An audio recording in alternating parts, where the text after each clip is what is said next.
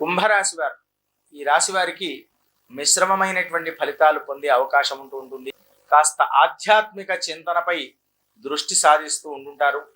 వీరు చక్కని కార్యాలు, శుభకార్యాల్లో పాల్గొని ఆనందంగా నేడు కాలం గడిపి శుభవార్తలతో ఉల్లాసంగా ఉత్సాహంగా కాలం గడుపుతారు. స్వస్తి ప్రజాభ్య పరిపాలయంతాం న్యాయేన మార్గేణ మహిమహీషాః గోబ్రాహ్మణేభ్య శుభమస్తు నిత్యం లోకాః సమస్తాః సుఖినో భవంతు.